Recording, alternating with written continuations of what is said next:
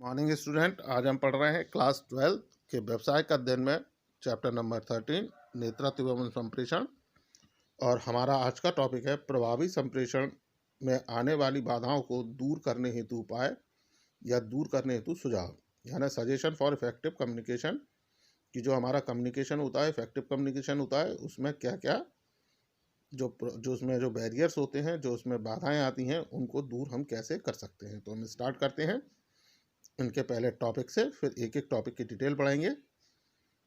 तो इसमें पहला है संप्रेषण से पूर्व स्पष्ट विचार, दूसरा है स्थिति एवं आवश्यकता अनुसार संप्रेषण, तीसरा है उचित सहयोग, चौथा है स्पष्ट एवं सरल अभिव्यक्ति, पांचवा है महत्वपूर्ण संप्रेषण, छठवां है उपयुक्त प्रतिपुष्टि, सातवां है प्रभावी ढंग से सुनना, और आठवां है संप्रेषण का अनुसरण, और नवा है कार्य शब्दों से अधिक मुखर। तो हम स्टार्ट करते हैं। पहला पॉइंट, संप्रेषण से पूर्व स्पष्ट विचार। किसी समस्या को अधीनस्थों को बताने से पूर्व अधिकारी को समस्या से संबंधित सभी परिप्रेक्ष्य स्वयं स्पष्ट होने चाहिए। समस्या का गहराई से अध्ययन व विश्लेषण करने के उपरांत अधीनस्थों को स्पष्ट रूप से उसे प्रेषित करना चाहिए। तो इस टॉपिक में ये बताया गया है कि जब भी कोई प्रॉब्लम होती है तो उस प्रॉब्लम को जब मैनेजर्स अपने सबऑर्डिनेट को बताते हैं, अपने अधीनस्थ को बताते हैं, तो उससे पहले जो हमारे मैनेजर्स हैं उन्हें उस प्रॉब्लम के बारे में, उस समस्या के बारे में पूरी तरह से जानकारी होनी चाहिए।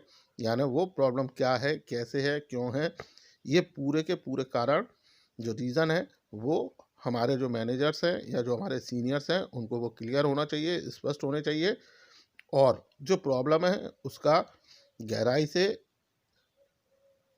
जो मैनेजर्स हैं उनके द्वारा उसकी स्टडी की जानी चाहिए, उसका एनालिसिस किया जाना चाहिए। और जब वो मैनेजर उस प्रॉब्लम के बारे में पूरी तरह से क्लियर हो, यानी पूरी तरह से उनका एनालिसिस किया हो, उन्होंने स्टडी की हो, और उसके बाद ही उन मैसेजेस को अपने सबऑर्डिनेट तक कम्युनिकेट करना चाहिए, उन्हें पहुंचाना चाहिए। दूसरा है स्थिति एवं आवश्यकता अनुसार संप्रेषण। अधीनस्थों की सामाजिक, आर्थिक व शैक्षणिक स्थिति को समझते हुए उसकी आवश्यकता अनुसार, अर्थात उसके समझ के स्तर को समझते हुए संदेश प्रदान करना चाहिए। तो जो हमारा कम्युनिकेशन करने वाला या किसी भी मैसेज को कम्युनिकेट करने वाले जो मैनेजर्स होते हैं या जो हमारे अधिकारी होते हैं, उन्हें अपने सबऑर्डिनेट के बारे में, अपने अधीनस्थों के बारे में सारी जानकारी होनी चाहिए। सारी जानकारी मतलब उनकी सोशल, उनकी फाइनेंशियल, उनकी एजुकेशनल, इन सारी कंडीशन के बारे में उन्हें जानकारी होनी चाहिए। और जो हमारा कम्युनिकेट करने वाले जो मैनेजर्स हैं या जो हमारे अधिकारी ऑफिसर्स हैं, उन्हें अपने सबऑर्डिनेट की इस तरह से जानकारी करने के बाद ही मैसेज अपने सबऑर्डिनेट को कम्युनिकेट करना चाहिए, ताकि जो हमारे सबऑर्डिनेट हैं उस मैसेज को आसानी से समझ सकें या उसके बारे में वो उसको उस मैसेज के बारे में वो एनालिसिस कर सकें। तो इस तरीके से हम अपने जो इफेक्टिव कम्युनिकेशन है उसमें जो बैरियर्स आते हैं, उसमें जो बाधाएं आती हैं, उनको इजीली सॉल्व कर सकते हैं। अगला है उचित सहयोग। संदेश संप्रेषित करने से पूर्व पारस्परिक सहयोग एवं विश्वास की भावना जागृत करना आवश्यक है। इसके लिए संबंधित लोगों के साथ लेकर संप्रेषण की योजना बनानी चाहिए। तो इसमें जो हम मैसेज भेज रहे हैं, जो संदेश भेज रहे हैं, उसके लिए ज़रूरी है कि दोनों के बीच में, संदेश प्राप्त करने वाले और संदेश भेजने वाले दोनों के बीच में एक विश्वास होना चाहिए। और अगर विश्वास नहीं है, जैसा हमने इसके बैरियर्स में पढ़ा था कि अगर दोनों के बीच में विश्वास नहीं है तो इस तरह के कम्युनिकेशन का कोई महत्व नहीं होता है। तो ऐसी कंडीशन में अगर हमें इस तरह की बाधाओं को दूर करना है, सब एक इफेक्टिव कम्युनिकेशन के बैरियर्स को सॉल्व करना है, तो उसके लिए हमें क्या करना है कि जो हमारा संदेश भेजने वाले हैं और संदेश प्राप्त करने वाले हैं, उन दोनों के बीच में एक विश्वास की भावना को जागृत करना होगा, यानी उन दोनों के बीच में विश्वास उत्पन्न करना होगा। और उसके लिए जो संबंधित लोग हैं, यानी जिसके बीच में कम्युनिकेशन हो रहा है, उन लोगों को लेकर कम्युनिकेशन से रिलेटेड जो प्लानिंग है वो करनी चाहिए। अगला है स्पष्ट एवं सरल अभिव्यक्ति। संप्रेषण की भाषा स्पष्ट एवं सरल होनी चाहिए, जो संप्रेषित को आसानी से समझ में आ सके। इससे भावनाओं को ठेस न पहुँचे तथा उसकी शब्दावली सुनने वाली वाले को अपनी प्रतिक्रियाएं देने में उत्प्रेरक का कार्य करे।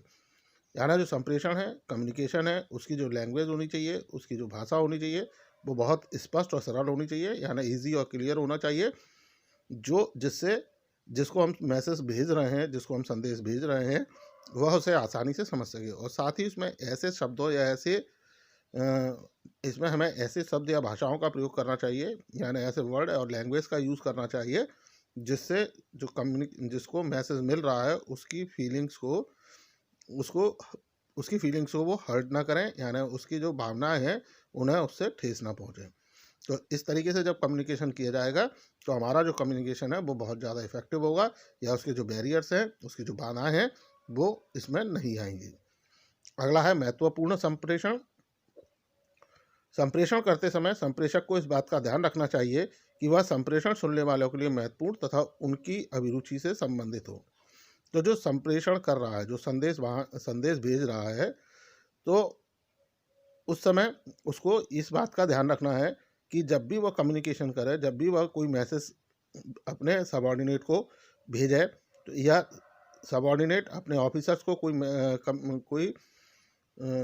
कम्युनिकेशन करते हैं, तो उन्हें इस बात का ध्यान रखना चाहिए कि जिसको संदेश मिल रहा है वह उसे ध्यान से सुने, यानी उसके इंटरेस्ट के अकॉर्डिंग वो मैसेज होना चाहिए। तभी हमारा जो एक कम्युनिकेशन है वो एक इफेक्टिव कम्युनिकेशन, एक प्रभावशाली संप्रेषण बन पाएगा। अगला है उपयुक्त प्रतिपुष्टि। संप्रेषी संदेश से संबंधित उपयुक्त प्रश्न पूछकर संप्रेषण की सफलता निर्धारित कर सकता है। उसकी प्रतिपुष्टि के आधार पर संप्रेषण को सुधारा जा सकता है।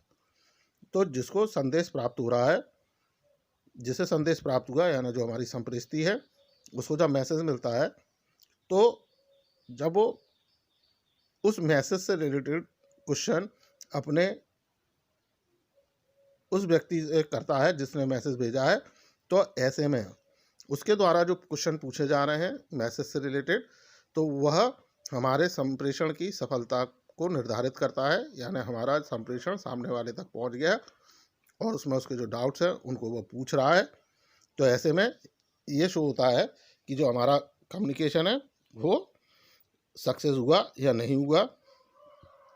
और इस तरह की जो प्रतिपुष्टि होती है, इस तरह के जब क्वेश्चन किए जाते हैं, तो उसमें जो कमियां हैं या उसमें जो कुछ त्रुटियां रह गई हैं उनको हम आसानी से सुधार सकते हैं। अगला है प्रभावी ढंग से सुनना। प्रबंधक को अधीनस्थों की समस्याओं को सावधानी, धैर्य व ध्यानपूर्वक सुनना चाहिए। समस्या सुनते समय ऐसा नहीं लगना चाहिए कि वह उसमें रुचि नहीं ले रहा है या उनके हितों का उसे ध्यान नहीं है।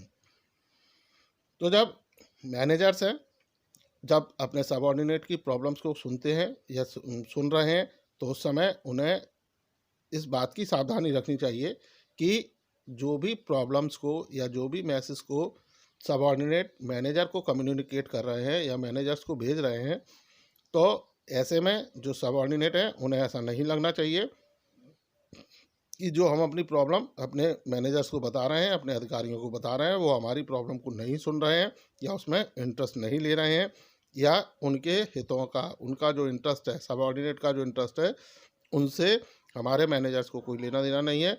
ऐसा अगर उन्हें लगता है, सबऑर्डिनेट को लगता है, तो ऐसी कंडीशन में ये जो हमारा कम्युनिकेशन है, ये जो हमारा संप्रेषण है, वो प्रभावी नहीं रहेगा। तो प्रभावी बनाने के लिए जो हमारे मैनेजर्स हैं उन्हें अपने सबऑर्डिनेट की प्रॉब्लम्स को ध्यान से सुनना चाहिए, जिससे जो हमारे सबऑर्डिनेट हैं, हमारे अधीनस्थ कर्मचारी हैं, वो अपनी बात को खुलकर अपने अधिकारियों से कह सकें। सो स्टूडेंट, ये था प्रभावी संप्रेषण किसी भी कम्युनिकेशन को, किसी भी संप्रेषण को प्रभावी बनाने हेतु सुझाव जो आपको समझ में आए होंगे। इनसे रिलेटेड यदि आपके कोई डाउट्स हैं, क्वेरीज हैं, तो आप संपर्क कर पूछ सकते हैं या कमेंट सेक्शन में कमेंट कर सकते हैं। So thank you.